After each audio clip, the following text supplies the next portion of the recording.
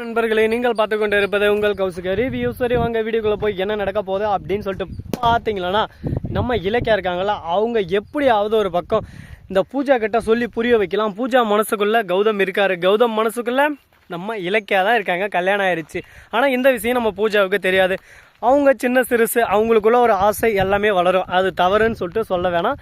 அந்த விஷயத்தை நம்ம சொல்லி புரிய வைக்கலாம். ஆனால் பூஜா இதை ஏற்றுப்பாங்களா அப்படின்னு சொல்லிட்டு பார்த்தீங்கன்னா 100% ஏற்றுக்க மாட்டாங்க. அவங்கள பொறுத்த வரைக்கும் தான் ஆசைப்பட்ட விஷயம் தனக்கு கிடைக்கணும் அப்படின்ற ஒரு செல்ஃபிஷாக இருக்காங்க.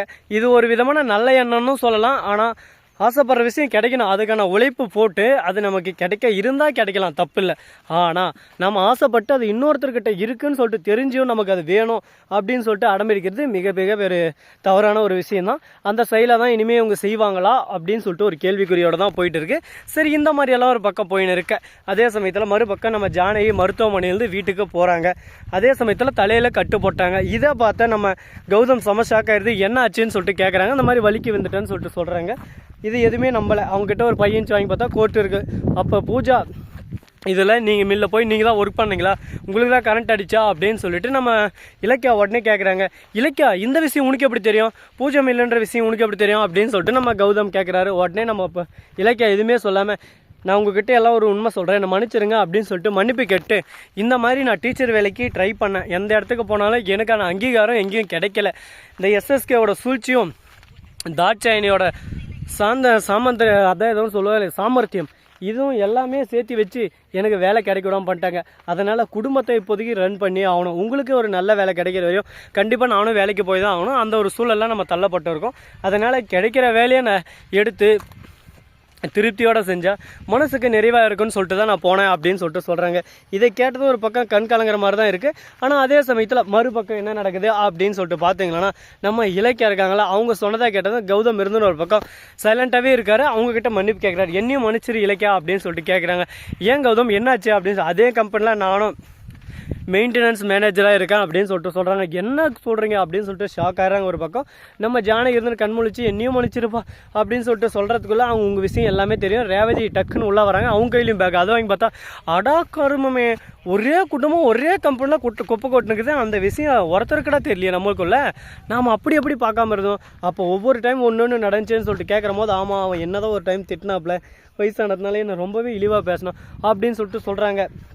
இதெல்லாம் கேட்டு நான் சும்மா இருந்தேன். பார்த்தீங்களா, என்ன சொல்லணும், என் ரத்தம் கொதிக்குது, என் ரத்தம் வெடிக்குது, தெரிக்குது அப்படின்னு சொல்லிட்டு டைலாக்கெல்லாம் விட்டுன்னு இருக்காங்க. இதை கேட்கும்போது ஒரு பக்கம் என்னையா இது, என்னையா காமெடி பண்ண இருக்கீங்க, காமெடி பண்ணுறதுக்கு ஒரு அளவு வேணாம் சொல்லுங்கள் பார்க்கலாம். காமெடி சென்ஸ் இருக்கலாம், ஆனால் இந்த அளவுக்கெல்லாம் இருக்கக்கூடாதுப்பா, கஷ்டமாயிரும் நமக்கு அப்படின்ற மாதிரி தான் ஒரு பக்கம் போயின்னு இருக்குது. சரி, இந்த மாதிரி அந்த மாதிரியெல்லாம் ஒரு பக்கம் போயிட்டே இருந்தாலும் அதே சமயத்தில் மறுபக்கம் என்ன நடக்க போகுது அப்படின்னு சொல்லிட்டு பார்த்தீங்கன்னா, சுவாரஸ்யம் நிறைந்த ஒரு விஷயத்தை இப்போ பார்க்க போகிறோம்.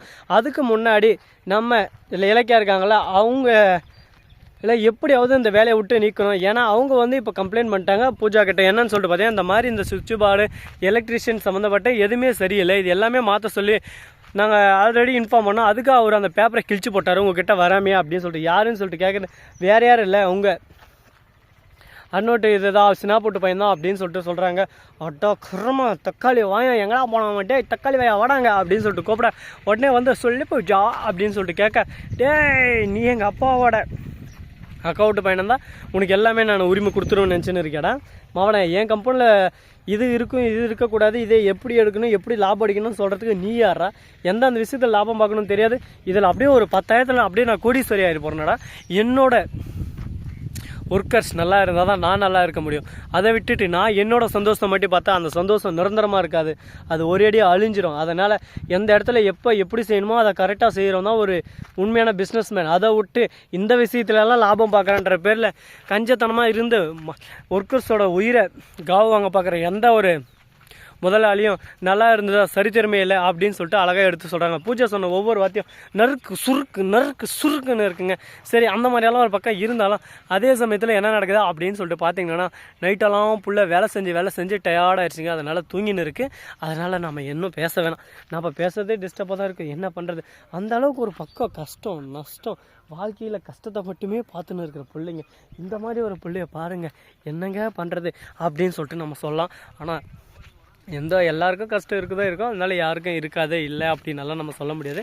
அதனால் அவங்கவுங்க வாழ்க்கையில் அவங்கவுங்க எது எது இருக்கோ, நம்ம வாழ்க்கையில் இருக்கிறது அவங்க வாழ்க்கையில் இருக்காது, அவங்க வாழ்க்கையில் இருக்கிறது நம்ம வாழ்க்கையில் பெட்டராக இருக்கிறது அவங்க வாழ்க்கையில் பெட்டராக இருக்காது, அவங்க வாழ்க்கையில் பெட்டராக இருக்கிறது நம்ம நடா சொல்ல வரேன் அப்படின்னு சொல்லிட்டு உங்களுக்கு ஒரு பக்கம் கடுப்பேறும். அது ஏறணும் தான் நான் இவ்வளோ நேரம் இந்த மாதிரி பேசினேன். ஸோ நண்பர்களே, இந்த வீடியோ பிடிச்சிருந்தா லைக் பண்ணுங்கள், கமெண்ட் பண்ணுங்கள், ஷேர் பண்ணுங்கள், டிண்டிங் பெல்லை தட்டி விட்டு போங்க. அப்போ தான் நான் போகிற அடுத்தடுத்த வீடியோ உங்களுக்கு உடனுக்குடன் நோட்டிஃபிகேஷனில் வந்து கொண்டே இருக்கும். மிக்க நன்றி, தேங்க்ஸ் ஃபார் வாட்சிங், டாடா, see you, நன்றி, வணக்கம், வந்தனம், வருக தருகிறேன்.